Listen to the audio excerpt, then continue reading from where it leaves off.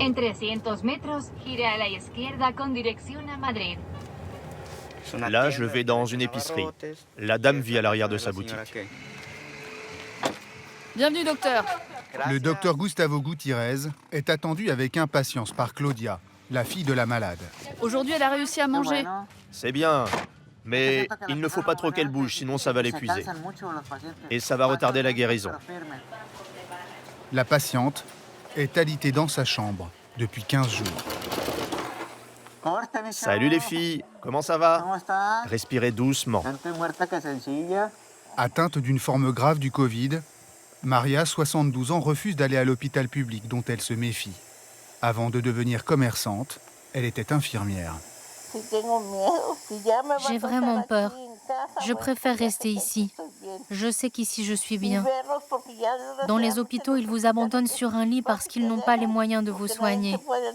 C'est pour ça que je tiens à rester ici avec mes enfants. Nous, les Mexicains, on n'a pas confiance en l'hôpital public.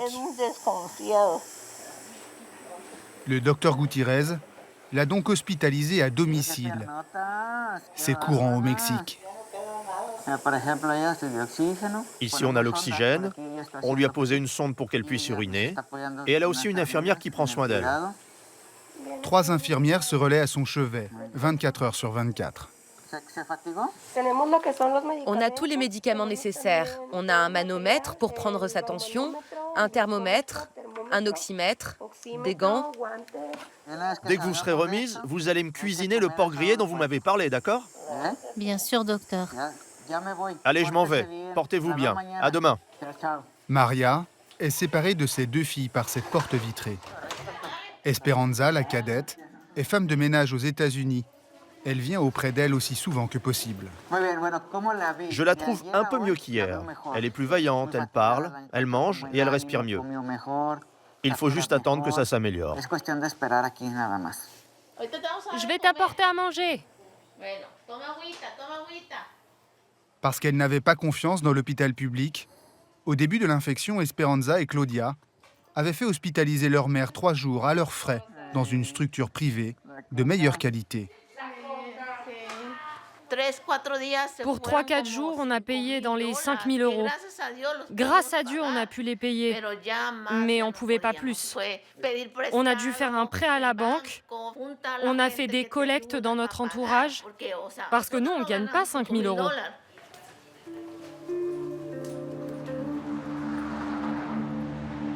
Reynosa, 600 000 habitants, est une ville frontalière au nord du Mexique. De l'autre côté du Rio Grande, les États-Unis. Avec plus de 100 000 morts et 1 million de cas positifs, le Mexique est le 4e pays le plus touché au monde par la pandémie. Le confinement a été levé en août dernier, mais la 2e vague qui commence pourrait être aussi meurtrière que la première. Malgré l'existence d'une sécurité sociale au Mexique, tout n'est pas remboursé et la mauvaise qualité des soins à l'hôpital fait fuir les patients. Les plus pauvres, comme ce couple, sont les laissés pour compte du système sanitaire. Vous avez perdu l'odorat? Oui. Je vais vous prendre la température. Pas de fièvre. Montrez-moi votre langue. Bien. Vous avez essayé d'aller à l'hôpital? Oui, à celui de Zacatecas. Mais ils nous ont refoulés dès qu'on est arrivés. Ils ont dit qu'ils ne pouvaient pas nous prendre, qu'il n'y avait pas de docteur, pas ceci, pas cela. Je vais leur prescrire des examens sanguins, une radio et demander un test Covid. Mais ici, on a le résultat 5 jours après. Donc je vais leur donner tout de suite un traitement. Je ne vais pas attendre pendant 5 jours pour savoir s'ils sont positifs. Et le test est payant ? Oui, c'est 150 €. Donc certaines familles préfèrent garder cet argent pour acheter des médicaments. Ces consultations à domicile coûtent 80 €. Mais il ne fait payer que les familles qui en ont les moyens. Il enchaîne les visites, jusqu'à 20 heures par jour. Depuis le début de la pandémie, il a soigné plus de 800 malades du Covid. Gustavo Gutiérez est devenu une célébrité à Reynosa, une ville gangrénée par le trafic de drogue. Il est le seul médecin à faire des visites à domicile, y compris dans les quartiers pauvres, où même l'armée est impuissante face au cartel. Ici, la raison pour laquelle la médecine à domicile a été complètement abandonnée, c'est l'insécurité. On peut se retrouver au milieu d'une fusillade, c'est très dangereux. Dans certains quartiers, il y a beaucoup de violence et on peut se faire attaquer. Depuis des années, les affrontements entre l'armée et les narcotrafiquants sont monnaie courante à Reynosa.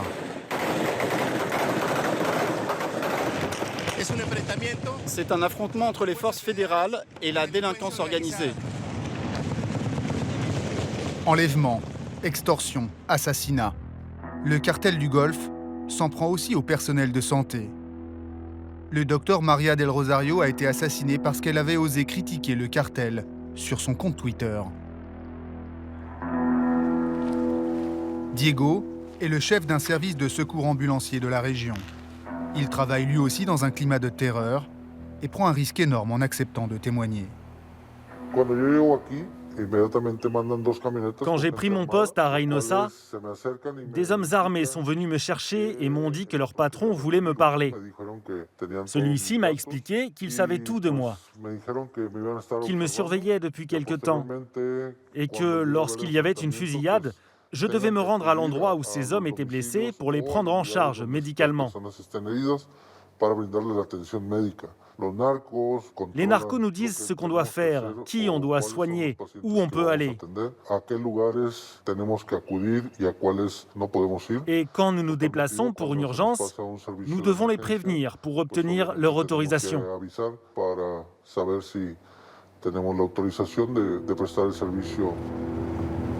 Depuis le Covid, Gustavo a recommencé les visites à domicile, malgré la pression du cartel.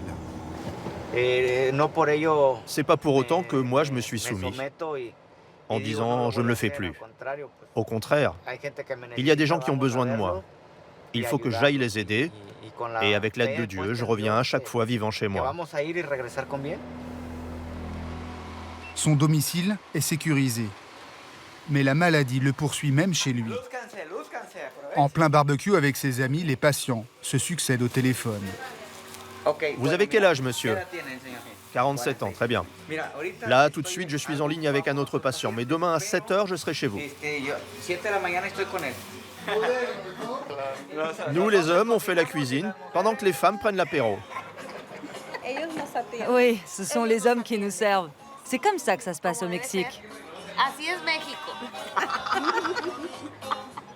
Gustavo et Jocelyne, sa femme, sont parents de 2 petites filles.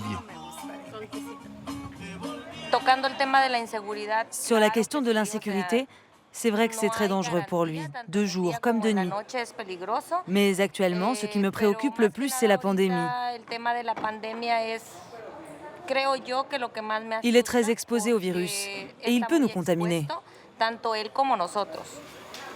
Pour Gustavo, tout s'est emballé pendant la première vague l'été dernier lorsque son voisin Asuncion lui a demandé d'ausculter ses ouvriers malades. Comme on voyait ce qui se passait dans les hôpitaux, qu'il n'y avait plus de lits, ce dont on avait besoin dans mon entreprise, c'était de trouver un médecin qui pourrait soigner nos employés malades. J'avais la solution, mais il est tombé malade lui aussi. Oui, parce que moi, j'avais attrapé le Covid. J'avais de la fièvre, je prenais des médicaments. Ça faisait 2 jours que j'étais cloué au lit, isolé. Et puis, dès que la fièvre a baissé, j'ai dit, on y va. Je suis médecin, alors je vais les aider. Et après ça, mes employés en ont parlé à d'autres gens, puis à d'autres gens. Et ça a fait boule de neige.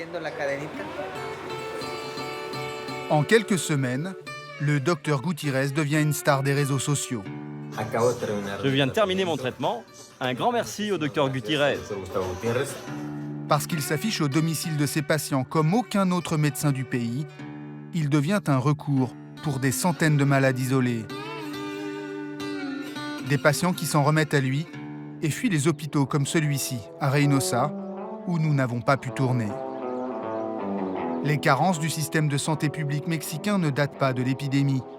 On y manque de médicaments, de personnel, de matériel.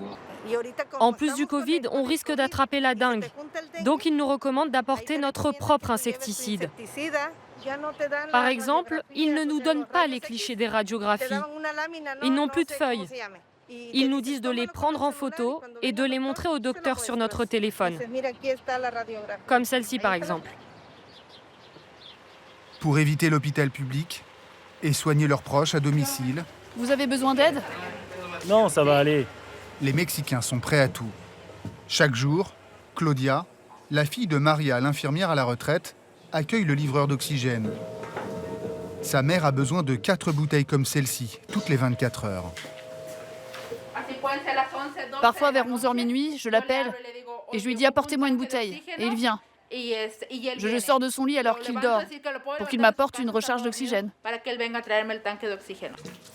Pour la famille, un coût de 150 € par jour. Ah, et mon gant! Donne-moi une dosette. Du Nescafé? Claudia a dû quitter son travail de secrétaire médicale pour s'occuper de sa mère à plein temps et pour gérer son épicerie. Là, je suis en train de payer le livreur de lait. Elle gagnait 150 € par semaine. Aujourd'hui, elle ne touche plus de salaire. La maigre retraite de sa mère est déjà passée dans les frais médicaux. 4 800 pesos pour les infirmières. L'oxygène, le médecin, les infirmières, tous les frais médicaux sont à leur charge. Ça fait 425 € par jour. Et ça, sans compter les médicaments. Et les revenus de l'épicerie suffisent? Pour l'instant, oui. On n'a pas le choix. Le problème, c'est que beaucoup de gens te rejettent quand ils apprennent que tu as un patient Covid à la maison. Donc il y a moins de clients. Oui, vous pouvez voir. 5 € environ, c'est tout ce qu'on a fait depuis ce matin. En ce moment, la recette quotidienne est de 50 €, contre 300 d'ordinaire.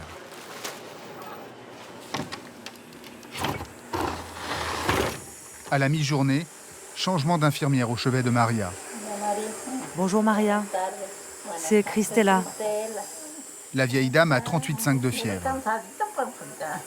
Vous avez mal quelque part? Et l'infirmière qui vient de terminer sa permanence n'est pas rassurée. Le débit de l'oxygène est à 15 et la saturation a un peu baissé. Ok, à demain.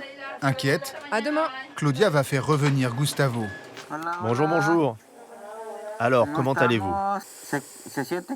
Vous vous sentez fatigué ou plutôt endormi? Endormi. Vous avez mangé un peu? Oui, docteur. J'ai mangé du flan et de la citronnade. C'était très bon. D'accord. Je vais vous changer d'antibiotique. Je vais vous en donner un autre. Il faut garder espoir. Tout ça se terminera quand ça se terminera. On ne sait pas quand. Je suis entre de bonnes mains. Là, je n'ai plus peur. Au début, oui, j'avais peur. Mais là, je suis plus tranquille. Je m'en remets à Dieu. De toute façon, c'est lui qui a le dernier mot. Ça vous rend triste de voir votre maman comme ça? Oui, beaucoup. Mais on doit être forte pour pas qu'elle nous voie comme ça. Mais oui, ça me fait beaucoup de peine. Ça me désespère de la voir dans cet état. Je ne peux pas la prendre dans mes bras. Je ne peux pas être auprès d'elle.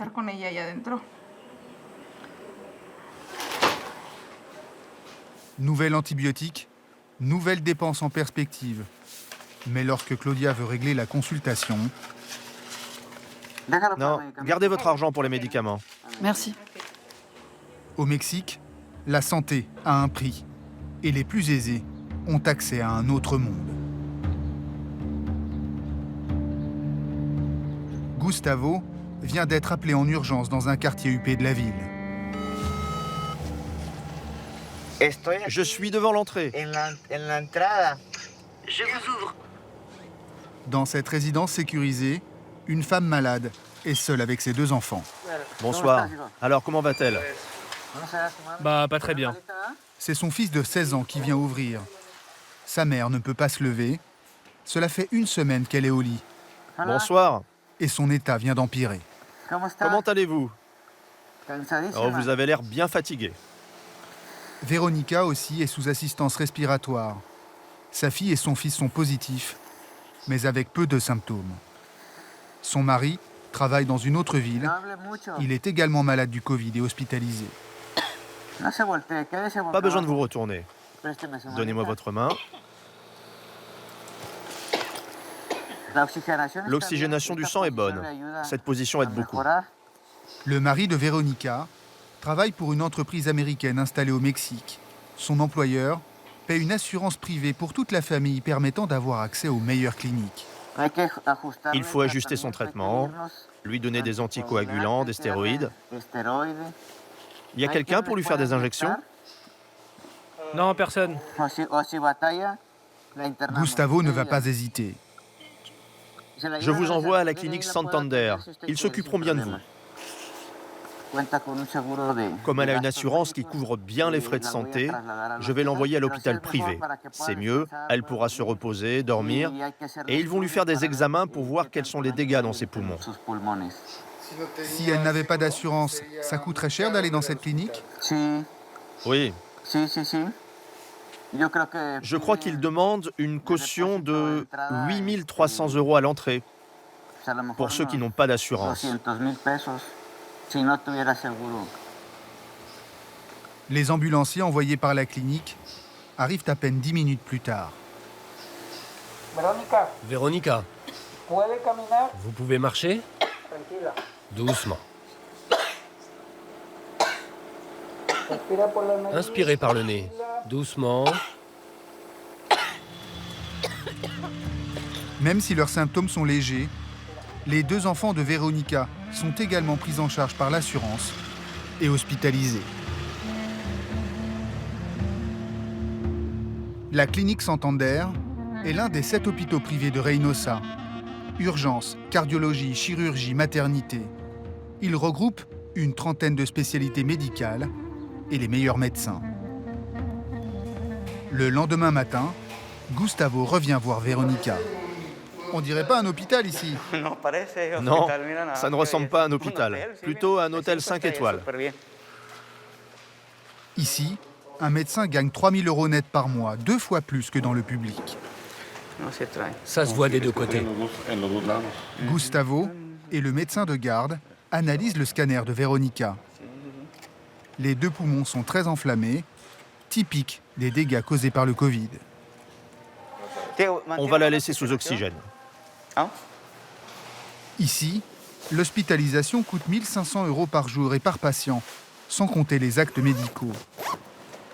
Pour un malade du Covid, la prise en charge totale sur 2 semaines est estimée à 60 000 € environ.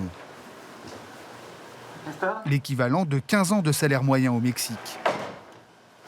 Dans l'unité Covid, 3 infirmières pour 7 chambres, dont celle de Véronica. Bonjour, bonjour. Alors, comment allez-vous? Beaucoup mieux. J'ai besoin que vous vous reposiez beaucoup. La quantité d'oxygène qu'on vous donne est suffisante pour obtenir 100% d'oxygénation. C'est génial. Maintenant, on va essayer d'enrayer la progression de l'inflammation. J'ai l'impression que vous allez beaucoup mieux qu'hier. Oui, il y a une différence énorme par rapport à hier. Hier, je ne pouvais pas parler. Je ne me suis même pas rendu compte que vous étiez là. Je me rappelle seulement de la voix du médecin, rien d'autre. Maintenant, tout ce que je veux, c'est guérir pour retrouver ma famille. Après 10 jours d'hôpital, Véronica et ses 2 enfants ont pu rentrer chez eux, guéris.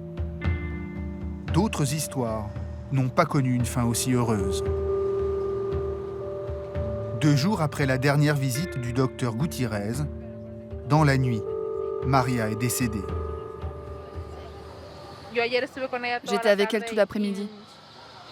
À un moment, je lui ai dit que je sortais quelques minutes. Elle m'a répondu « Ne pars pas, ne me laisse pas seule ». Ma sœur m'a appelé vers minuit. Elle m'a dit « Maman va mal ». Je lui ai répondu que je viendrais des États-Unis vers 5 heures du matin dès qu'il ferait jour.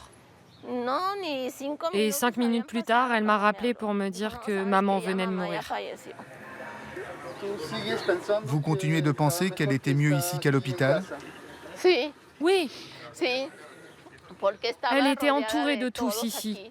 Toute la famille la voyait. Elle était avec nous. C'est la meilleure chose qu'on pouvait faire.